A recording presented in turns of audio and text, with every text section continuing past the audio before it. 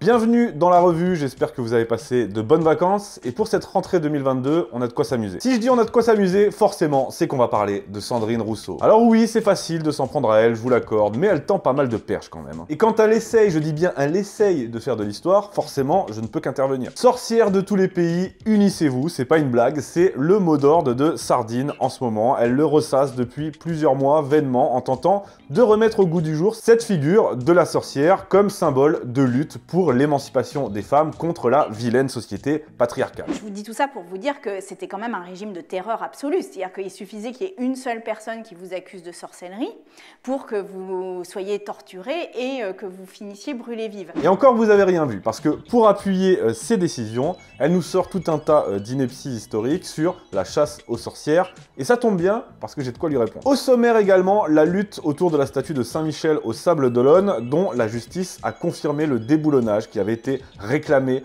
par une association laïcarde, la Libre Pensée, avec néanmoins une laïcité à géométrie variable. J'ai pas mal de cartouches à envoyer sur cette association. Malgré le fait que les habitants avaient voté à 94,5% en faveur de son maintien, la décision de justice est tombée. La statue doit être retirée de l'espace public. Ça a donné lieu à une très belle mobilisation dimanche 18 septembre et le combat n'est pas fini. Je vais vous parler en détail de tout ça dans cette revue. C'est parti.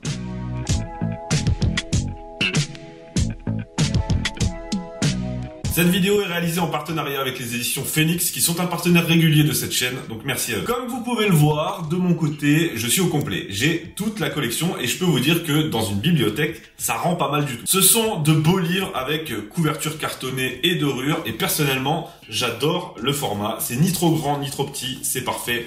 Et concernant l'intérieur, la lecture est très agréable, c'est clair, aéré, joli, le tout sur un papier de qualité. Et puis concernant le choix des thèmes et des auteurs, là aussi c'est parfait puisque la mission de Phoenix, c'est de vous faire redécouvrir la grandeur de l'histoire de France à travers des œuvres qui se concentrent soit sur de grandes périodes, soit sur de grands personnages. On a dans l'ordre Histoire de France de Jacques Bainville, un grand classique, Napoléon du même auteur, évidemment un classique aussi, l'un de mes livres favoris, Le Clovis de Godefroy Kurt. En numéro 4, Histoire de la Révolution française de François-Auguste Minier. Et enfin, le petit dernier, le Charlemagne d'Arthur Kleinklautz. Voilà, je vais les remettre dans l'ordre. Alors, si vous voulez vous faire une belle collection pour votre bibliothèque et surtout acquérir un socle historique solide, rendez-vous sur leur site où vous pourrez découvrir tout leur catalogue. Je rappelle que c'est une entreprise française, tout est fabriqué en France et la moitié de leurs bénéfices va à une association qui œuvre pour la préservation du patrimoine. Bientôt, un nouveau livre va venir rejoindre la collection, ça commence à s'étoffer, ça concernera Jeanne d'Arc. Donc je vous en parlerai sûrement. Le lien est en description et avec le code LAN5, vous aurez 10% de réduction sur tout le catalogue. Première info dans cette revue, on va commencer avec cette bataille qui est livrée autour de la statue de Saint-Michel aux Sables d'Olonne. La statue existe depuis 1935, elle représente Saint-Michel terrassant le dragon, classique, mais elle n'a été installée sur cette place qu'en 2018. Cette statue discrète en plus et belle, qui ne dérangeait personne, a pourtant été victime des foudres d'une association, la Libre Pensée, je reviendrai sur son cas, qui estime que cela enfreint la loi de 1905 sur la séparation des églises et de l'État, précisément l'article 28 que vous voyez ici. Sur le plan juridique, en effet, la statue se trouve dans l'espace public, donc si on applique le droit de façon froide et abrupte, c'est validé. Mais, oui, c'est une place publique, en effet, mais qui sert de parvis à l'église Saint-Michel. La place s'appelle d'ailleurs Saint-Michel, tout comme la rue. Elle est située dans le quartier Saint-Michel. Étape suivante donc, raser le quartier. Ce qui s'est passé, c'est que la mairie a conclu avec le diocèse une sorte d'accommodement raisonnable qui jusque-là ne dérangeait absolument personne. D'autant que, si on veut être tatillon, Saint-Michel n'est pas qu'un symbole religieux. Il n'est plus qu'un symbole religieux, il est devenu culturel, patrimonial. Il est même le saint patron des paras, célébré chaque année par des associations bien républicaines. Mais ça, c'était visiblement trop pour l'association La Libre Pensée qui a porté l'affaire en justice en décembre 2021. La cour administrative de Nantes a donné raison à l'association. La mairie a fait appel, mais le vendredi 16 septembre dernier, la cour a confirmé sa décision. Cette décision, quelle est-elle? Eh bien que, je cite, la statue est un emblème religieux, que la place sur laquelle elle a été installée, bien que servant de parvis à l'église, n'est pas un édifice servant au culte, que son installation est donc contraire à la loi de 1905 et par conséquent, elle doit être retirée. Voilà. Quelle leçon tirer de tout ça? Eh bien, comme je l'ai dit, sur le plan strict de la loi, ils ont raison. Si on est méticuleux, froid et abruti, littéralement. Par contre, quand on regarde cette affaire, on ne peut qu'y voir de la malveillance gratuite. Cette statue non seulement appartient à notre patrimoine spirituel, culturel, identitaire, rappel de tout ce qui a forgé notre histoire pendant des siècles. En plus de ça, elle ne dérangeait personne et sa présence ici ne sort pas de nulle part. Elle s'inscrit dans une logique, une cohérence autour du quartier, de l'église, du nom de la rue, de la place, bref, c'est vraiment pour emmerder le monde. D'autant que, je le rappelle, la mairie avait lancé une consultation et 94,5% des habitants s'étaient prononcés en faveur de son maintien. Mais bon, comme la démocratie est le plus souvent le pouvoir tyrannique d'un petit nombre sur le grand nombre, tout est logique. Parce qu'en partant de là, on peut aller très loin, hein. Si on veut être bête, on peut détruire tous les calvaires, hein, ils sont au bord des routes, toutes les statues de la Vierge qui criblent le territoire. On peut aussi s'interroger sur des questions idiotes. La pyramide du Louvre est-elle un symbole religieux? Hein, c'est quand même une tombe de pharaon à la base. Et est-ce que ça là, est-ce que c'est pas un symbole religieux? Oui, ça vient d'être installé à Stein dans le 93, tranquillement. En même temps qu'on voit la gueule du conseil municipal. Bon, quelques mots sur cette association maintenant parce que, comme vous allez le voir, la laïcité, la notion de laïcité peut être à géométrie variable. Hein. L'application stricte de la loi, c'est selon l'humeur et la météo. Cette association, La Libre Pensée, a mené des actions pour interdire les crèches de Noël, hein, parce que c'est le principal danger qui menace la France, tout le monde le sait, pour faire supprimer la croix au-dessus de la statue de Jean-Paul II à Ploërmel, même logique, mais elle a aussi milité pour que l'on serve à la cantine des repas de substitution sans porc. Bah tiens, et le meilleur pour la fin, elle s'est opposée à l'interdiction du voile islamique et du burkini dans l'espace public. Bah écoutez, c'est marqué la loi de séparation des églises et de l'État, hein, c'est pas marqué de la mosquée. Comme vous pouvez le voir, on est ici sur une laïcité à la carte, hein, et pour ce qui est de la statue de Saint-Michel, on est clairement sur du pur militantisme mal intentionné, point. Heureusement, il y a des gens qui protestent et qui se battent, car dès le dimanche suivant le verdict de la cour administrative, quelques 200 manifestants se sont rassemblés sur le parvis pour défendre la statue qui a même été soudée symboliquement. Affaire à suivre donc, et le combat continue, comme disait Kerry James, pardon pour cette référence.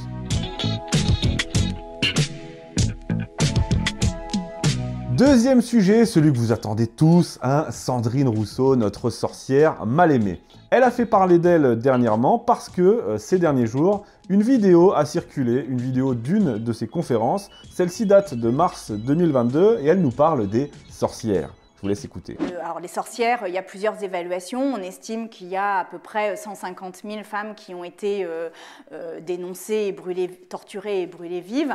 Mais il y a à peu près 1,5 million à 3 millions de femmes qui ont été soit enfermées, soit déplacées, soit privées de leur terre, soit punies d'une manière ou d'une autre dans ce mouvement des sorcières. Donc en fait, il faut bien comprendre que ce mouvement des sorcières est un mouvement qui a énormément déstructuré la résistance féminine, qui a asservi les femmes de manière très violente. Si on regarde le profil sociologique des femmes qui ont été accusées de sorcellerie, alors il y a eu quelques hommes, hein, il y a eu des hommes, enfin 80% ce sont des femmes. Ce sont des femmes qui ont une caractéristique en commun, qui est qu'elles ne dépendaient pas des hommes.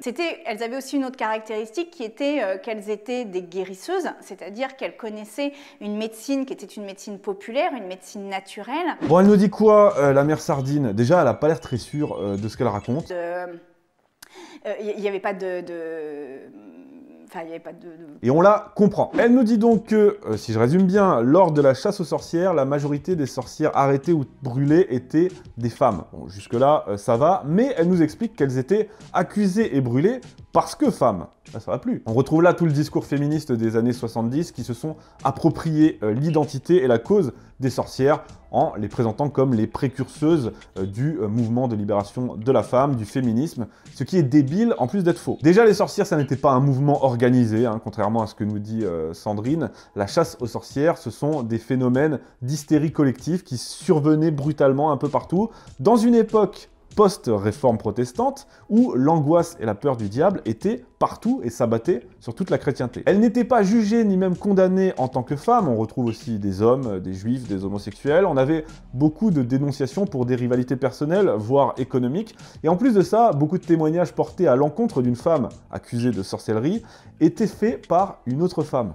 Donc encore raté. Et là où elle délire complètement, c'est quand elle nous dit qu'elles étaient accusées parce que femmes, ok, mais aussi parce que femmes seules, célibataires, veuves, ce qui pour elle est synonyme de lesbienne. Voilà. C'est-à-dire c'était soit des femmes qui vivaient sans hommes, donc probablement des lesbiennes. Pour tout ça, elle s'appuie sur un livre qui est une sorte de bible néo-féministe écrite par l'auteure italienne Silvia Federici, qu'elle cite, un livre qui a déjà été largement démonté et qui raconte n'importe quoi. Je vous mets le lien en description. J'ajouterai à cela que ce discours s'inscrit dans un courant écoféminisme global bien d'aujourd'hui, qui mêle tout un tas de pseudo-sciences, de pseudo-médecine à base de remèdes, de plantes, d'énergie des pierres, de magnétisme ou que sais-je, et de pseudo-spiritualité aux accents très New Age. Eh bien, à partir du moment où vous étiez accusé de sorcellerie, vous étiez torturé, et torturé de manière mais ultra violente. Je vous dis tout ça pour vous dire que c'était quand même un régime de terreur absolue. C'est-à-dire qu'il suffisait qu'il y ait une seule personne qui vous accuse de sorcellerie pour que vous soyez torturé et que vous finissiez brûlés vives. En plus de ça, il ne suffisait évidemment pas d'une simple accusation pour brûler quelqu'un, surtout en France et dans les pays catholiques, où l'Inquisition jouait son rôle. Et c'était un rôle de modération, de vraie procédure judiciaire, d'enquête, comme je l'explique dans ma précédente vidéo. C'est justement dans les pays protestants que les sorcières vont brûler par milliers parce que c'était des mouvements de foule et d'hystérie collective qui étaient en action avec une justice laïque qui suivait le mouvement et parce qu'il n'y avait pas justement d'autorité suffisamment puissante comme l'Église et l'Inquisition, pour tempérer tout ça. Mais je ne m'appesantirai pas davantage là-dessus aujourd'hui parce que, je vous l'annonce, les mensonges sur la chasse aux sorcières seront le thème d'une de mes prochaines vidéos, comme ça on pourra en parler en profondeur. Retenez juste que ça n'était pas au Moyen-Âge mais à la Renaissance, que c'était surtout le fait des pays protestants, donc sans autorité religieuse,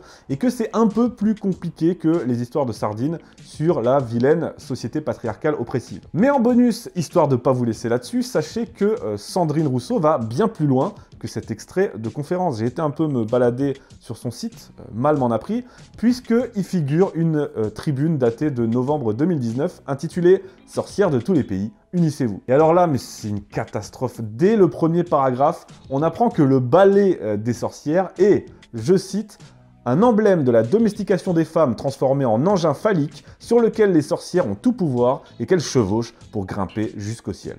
Vous voyez un peu le niveau? Et puis c'est misogyne, et puis c'est la justice des hommes contre les femmes, c'est la société patriarcale qui dirige tout ça, qui se, je cite, nourrit des cendres de ses filles, et elle finit par se déclarer fille spirituelle des sorcières, libre et savante. Ben, ça lui plaît les sorcières. Tout ça pour vous dire que ce délire avec Sandrine Rousseau et les sorcières va bien plus loin qu'une simple phrase issue d'une conférence à thème.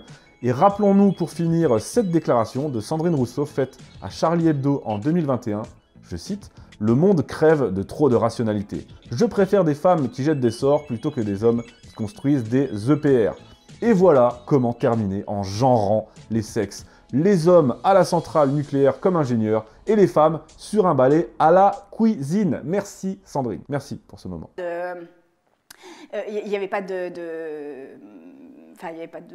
Avant de finir, petit conseil de lecture du mois. Alors, c'est un ouvrage collectif qui est supervisé par Thierry Lenz, que je salue, et Jean Lopez. Ça porte sur les mythes de la Grande Armée. Alors, ça se lit, c'est assez gros, mais ça se lit facilement parce que c'est un enchaînement de chapitres assez courts et qui viennent chacun démonter des idées reçues, une idée reçue, sur le sujet. Par exemple, on a le fait que la cavalerie chargeait au galop, que le blocus continental ne pouvait pas marcher, ou encore que Napoléon est le grand dévoreur de la justice française. C'est très pertinent, c'est passionnant, c'est écrit à chaque fois par des spécialistes, et moi en plus, ça me fait plein de sujets de vidéos à exploiter.